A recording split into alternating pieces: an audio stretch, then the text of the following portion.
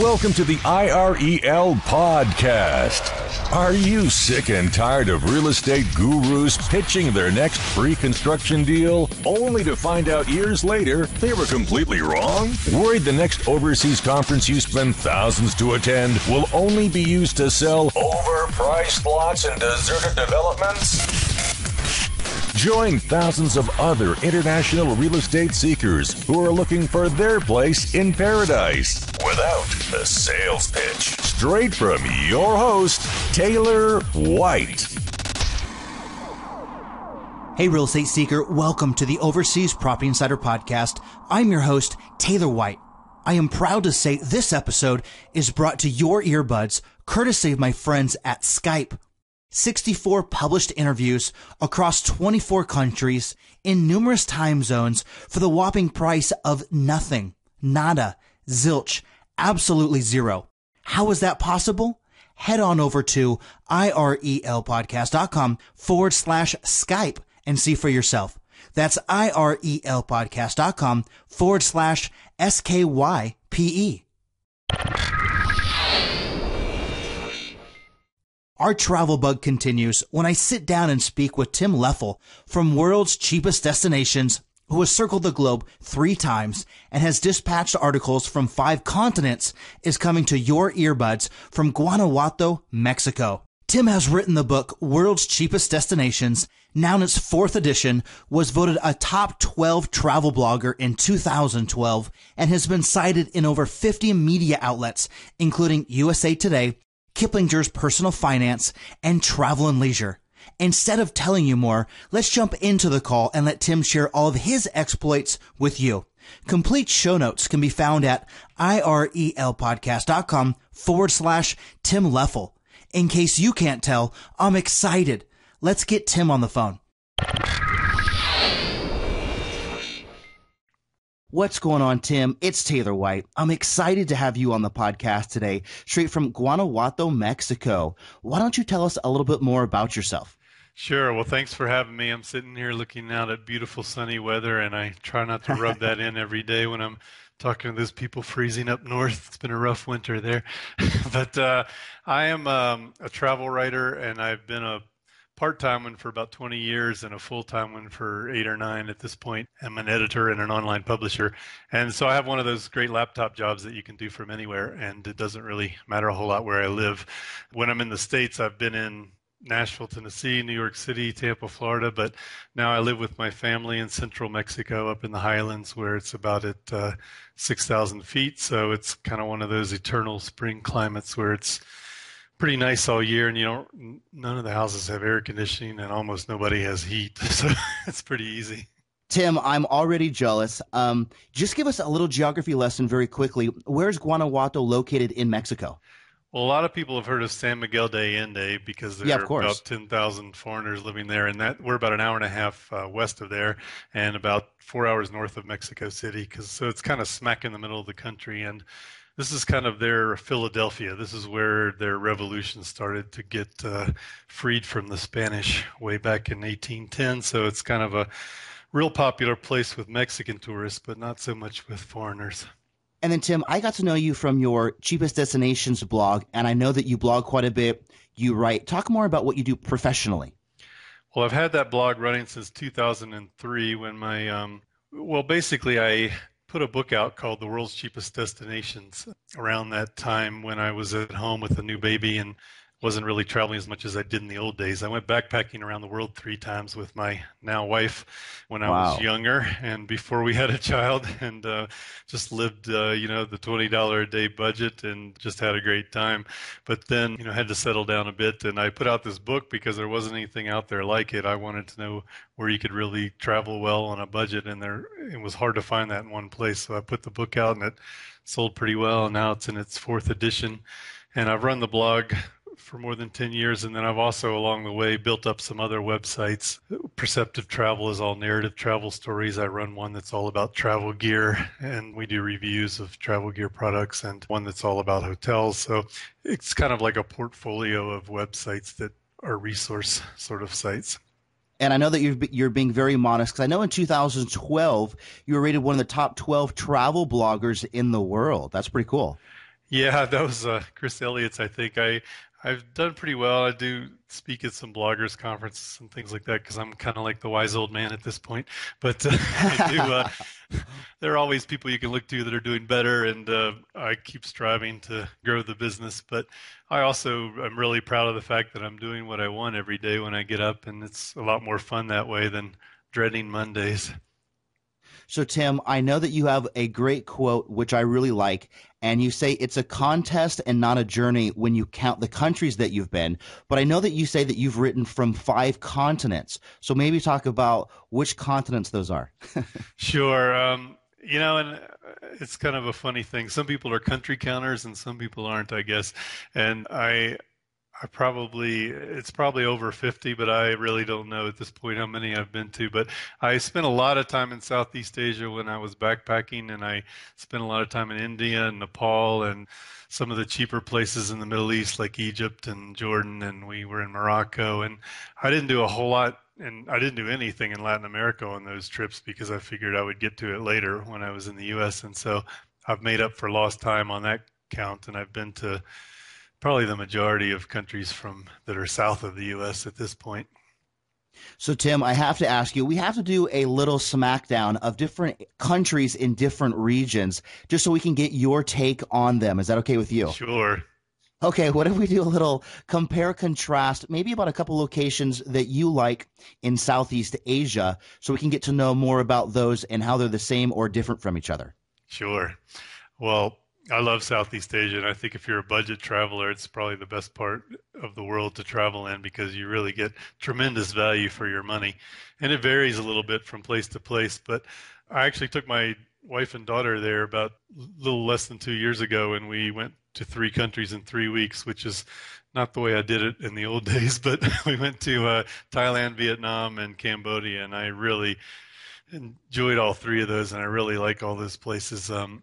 But it depends on kind of your comfort level and what you're, how much you've traveled before. Thailand is super easy. Malaysia is super easy. Maybe Cambodia is not so easy once you get outside the main tourist areas, but it's such a bargain, and so is Laos. And so it kind of depends on what your budget is and what you're looking for. And then what kind of travel are you? Do you prefer to go to the capital cities? Do you like to go to the mountains? Are you more of a beach guy? Well, I kind of mix it up, but I feel like a lot of people spend too much time in the cities, and they're kind of noisy and congested, and they don't always give you the best impression, especially in Asia, because they tend to be So kind of true. polluted, and the air is not good, and they're very noisy, and traffic's bad. So I kind of tend to spend a few days in the city to see the sights and get some business done, and then take off to quieter areas, whether that's in the mountains or the beaches or wherever. So then I'm curious, what's your favorite spot in Thailand? I like the cities there. I mean, they're chaotic, but Bangkok and Chiang Mai are both a lot of fun. But the islands there are really gorgeous, and I like to go to places like Sukhothai. It's a beautiful historic part of Thailand with a lot of neat old ruins, but it's really far away from everything. And it's kind of hard to get to. So last time we just went to Ayutthaya, which is about an hour from Bangkok, and that's really easy to get to, but still really impressive. So then how about Vietnam? I know that Ho Chi Minh right now is blowing up very much as far as digital nomads. What are some of your favorite spots in Vietnam? Yeah, it's kind of interesting. That's become a hot spot for entrepreneurs Amazingly and so. digital nomads that can work from anywhere.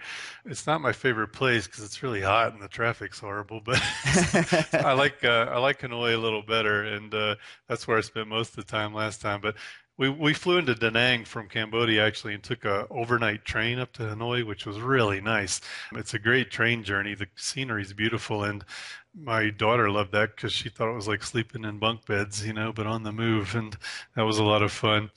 But there are a lot of beautiful things in Vietnam to see when you get outside of Hanoi up to the north and Sapa and that area and out to Ha Long Bay. And the thing that's so great about Vietnam is it might be the best deal in the world when it comes to hotels because what you get for your money there is just amazing. I mean, we were paying $45 a night for hotels and getting places that were nicer than your typical Hilton or Hyatt in the U.S. I mean, with better service. So and if you don't have to spend 40 or 45, you can spend $15 and get something with maid service and clean sheets and nice towels.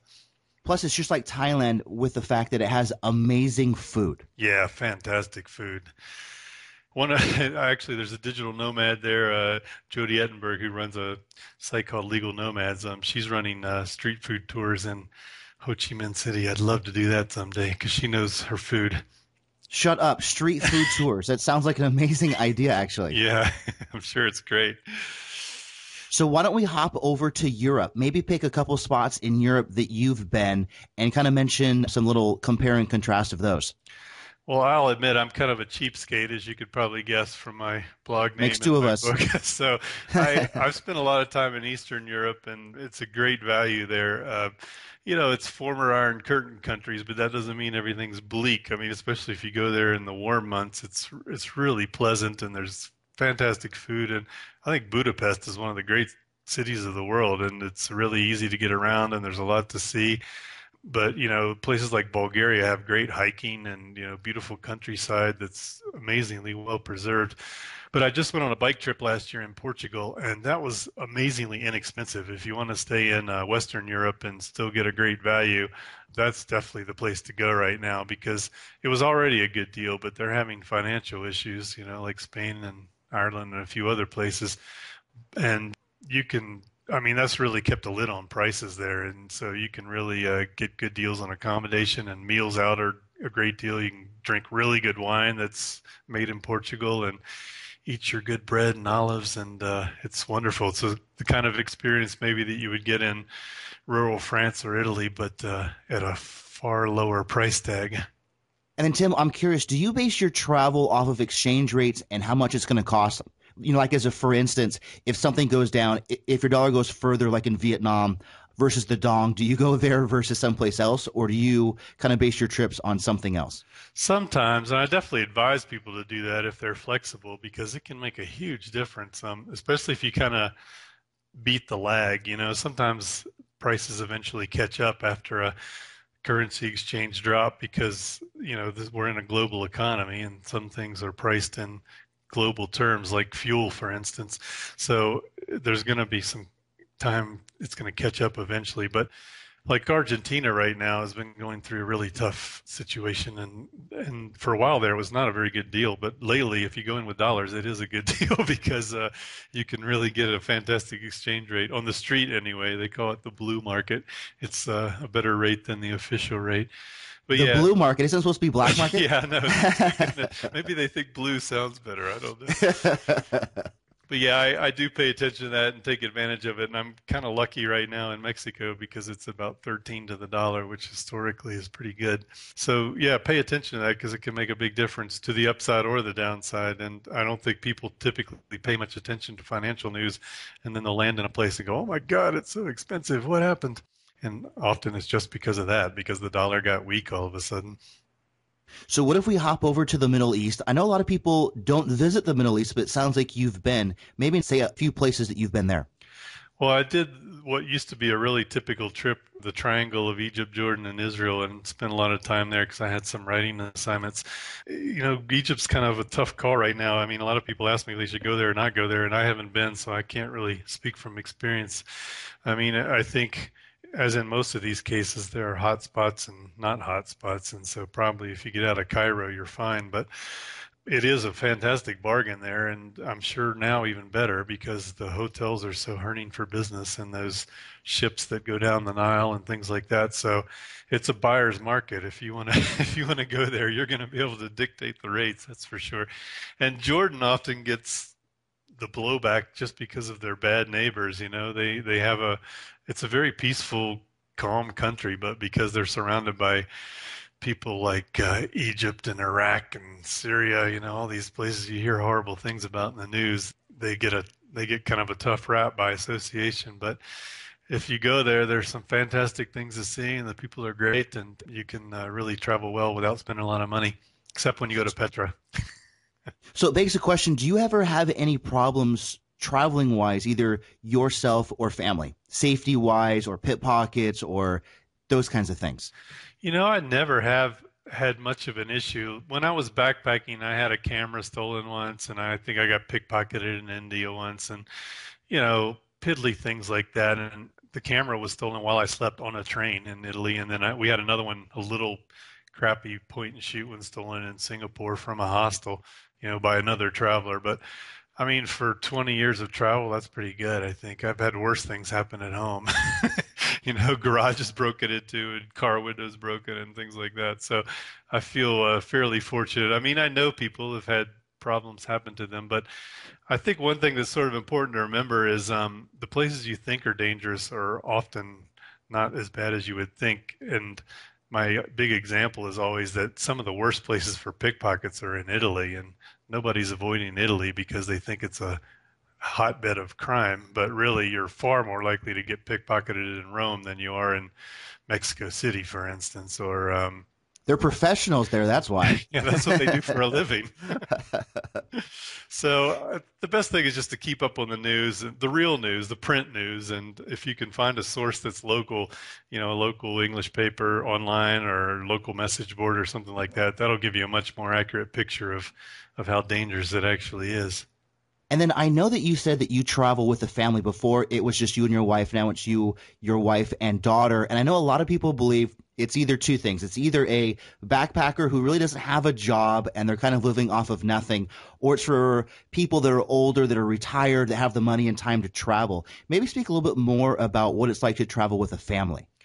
Yeah, and I do think there's been kind of a change of attitude, especially among Americans and Canadians over the last 20 years or so, that there are a lot more families out there doing it budget style or middle of the road, where kind of like we did last year, we had a budget when we went to Southeast Asia of like 100, 150 a day, which is kind of a lot by backpacker standards. That's not really budget as far as Southeast Asia. No, I mean, I wouldn't really do that. I wouldn't do that for a year-long trip, of course. But there are a lot of people traveling as a family on $40 a day, $50 a day, and living pretty well. I mean, you can still get a decent hotel that's big enough for three people, or you can rent an apartment for a month if you can often do better by doing that because you've got a kitchen. But yeah, there are a lot of families out there either traveling for a month or 2 months, or they're just on the road all year. And sometimes they'll base themselves one place during the school year and then just, during when school's in session and go branch off from there. Or of course, there are families doing homeschooling. But, there are kids everywhere in the world. People kind of forget that, children live everywhere. So pretty much anywhere you're going to go, there's going to be stuff for kids. It might be in a different language. It might have a different spin to it, but it's not that hard to travel with children because there are locals traveling with children all the time. And you have to do a little more research. You have to travel a little more slowly, and you got to change your schedule each day. You can't necessarily try to cram in 3 museums a day and things like that because that's going to wear your kid out in no time. But if you kind of adjust for having a child with you, you can go to the same places you would go as a couple or as a single. So, Tim, you've obviously traveled quite a bit. Why don't we kind of move on to some travel hacking strategies that you might want to share? And there's a few I wanted to go over, maybe say a few words if you feel like that's your kind of thing. What would someone do as far as banking? Well, there are, I think pretty much the best way to travel, pretty much everyone will agree, is to carry an ATM card, but actually carry 2 ATM cards, because if one gets stolen or eaten by the machine or something, you don't want to be up the creek. I think between my wife and I, we have 4 of them actually with different accounts. But I think that's the first thing, is because you can use an ATM almost anywhere these days. But the second thing is have one that doesn't charge you exorbitant fees every time you take out money. And if you have a brokerage account through someone like Schwab or Fidelity or someone like E-Trade, you can usually get an ATM card through them, and you can open up a separate cash account that's just like a checking account through that brokerage firm. And you can pull cash from that around the world and not be charged any fees. Either they'll reimburse you the fees, or you just plain don't get charged for them. And over time, that can save you a fortune, because you're going to have to take out money, every few days or every week a lot of times, because there is a maximum of how much you can take out. And the other thing, PayPal also has a debit card, and they used to charge $1, and I think it's going to go up to $1.50 now. But still, that's pretty minimal if you're taking out $500, $600 at a time. But if you got one from Bank America or Citigroup or somebody like that, you could be paying $5 or $6 every time on top of what the local bank is charging you and paying a monthly fee for your account. And so that's my two big pieces of advice. Have a spare and have one that doesn't charge you a lot of fees.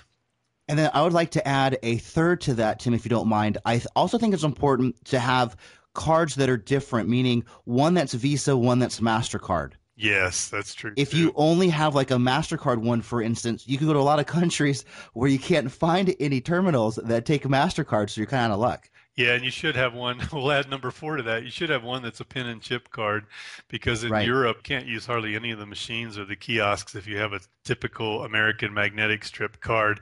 And our credit card companies have really been dragging their feet on this. We're like the last country in the world that's gotten into the modern age as far as the developed world, and it's killing us as far as credit card fraud too. And you would think that that would wake them up, but there are a few companies out there that are making them. You have to kind of shop around. You can get one from Amex, you can get one from some of the Chase companies, but you got to check on that. Have at least one debit card or credit card that's got a chip in it instead of just a strip.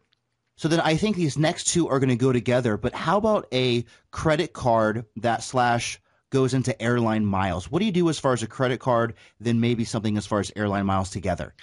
Yeah, that's a really important point. And, a lot of times when people refer to travel hacking, they're speaking to the gathering of miles specifically, because that can make such a massive difference in your travel budget, especially for vacation, for a short vacation. If you're not using some kind of airline or hotel loyalty card, you're nuts. I mean, you're just, maybe if you have a terrible credit rating, okay, you can't do that right away. You got to build up your credit. But if you're not using one of those cards, you're leaving so much cash on the table for somebody else to grab instead, because a lot of times the sign-up bonus alone is enough to give you a free flight. I got 2 American Airlines cards a few years ago from Citibank, where those 2 sign-up bonuses alone took me to Chile and back on my own, and to Portugal and back with my wife, and one other trip to Europe. That's how much I got from just those sign-up bonuses, not even counting, what I was getting from using the cards. And so really look seriously into that and try to bank some miles that are enough to pay for long-haul flights, because these days it's almost impossible to get to Southeast Asia or Australia or New Zealand for less than like $1,200, because fuel costs are high and, it's a long distance. But if you've got mileage, then it's maybe, 45, 60,000 miles to get over there and back on an economy ticket. Same thing with the bottom of Chile. I mean, that's a long way. It can be an expensive flight to go to there or Argentina, but if you can cash in miles, that's going to reduce your costs significantly. And the hotel ones are good too, because they're not as restrictive as the airlines, and it seems like their programs are more sensible and they're not as hard to use. And so with a lot of the ones like Intercontinental or Starwood, you can build up some loyalty points pretty quickly and cash those in for free hotel nights. And then I wanted to hit up on one more. Being a digital nomad, how do you run your business from the road in different countries when it's not easy to always have fast Wi-Fi, where you can't download things or upload things? It's not easy to make copies of documents or contracts. How do you do it?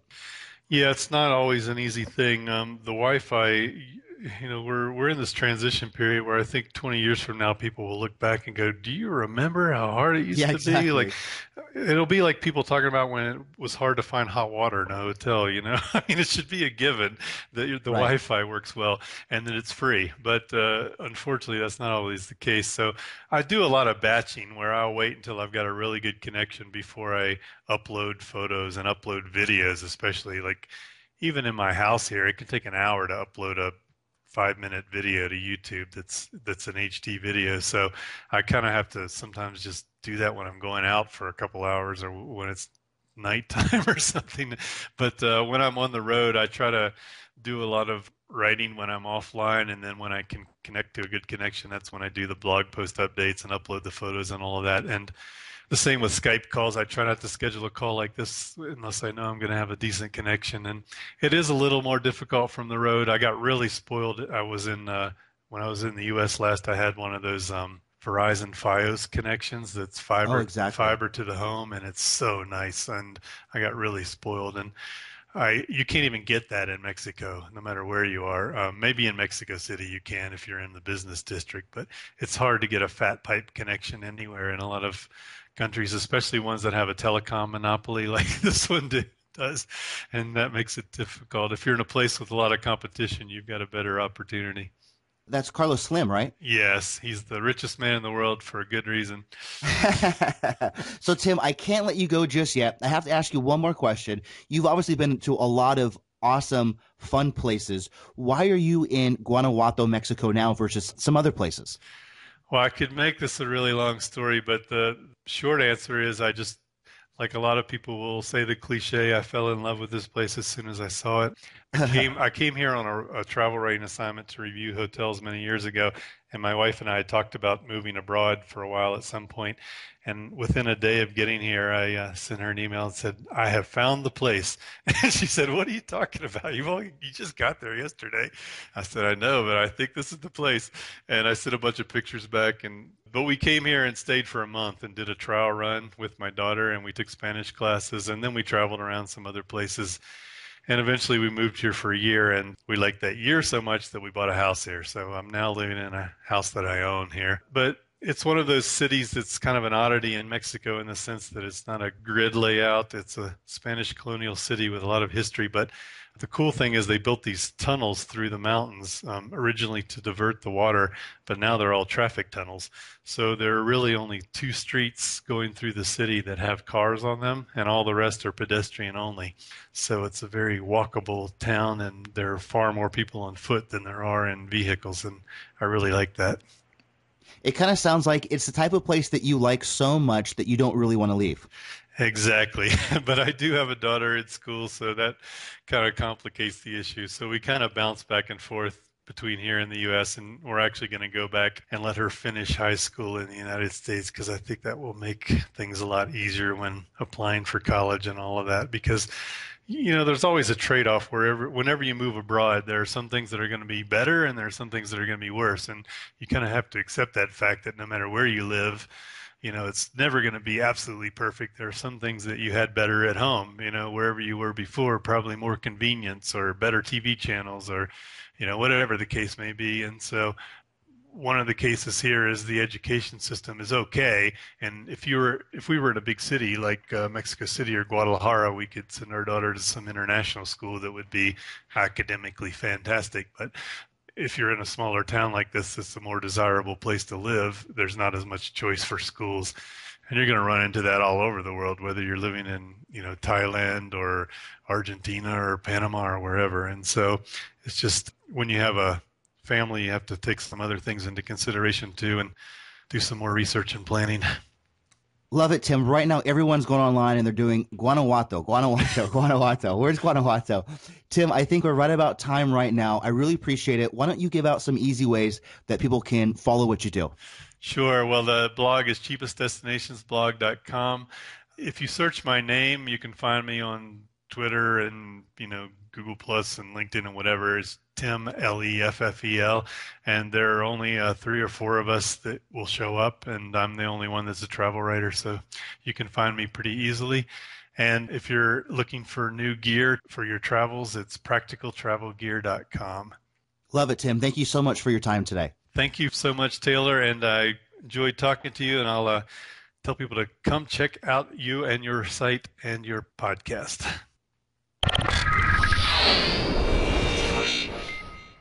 I want to thank Tim once again for our friendly country smackdown, sharing some travel hacks and revealing why he and his family are calling Guanajuato, Mexico home. You can head on over to our site for complete show notes and easy ways to follow Tim around the world and more information about getting his brand new book, World's Cheapest Destinations. And don't forget, if you want a fantastic way in which you can make free calls or call mobile and landlines at home and abroad at amazingly low prices, head on over to irelpodcast.com/Skype for more details. You have been listening to the IREL Podcast with Taylor White. Be sure to hit up irelpodcast.com for more. That's irelpodcast.com. Thanks for listening.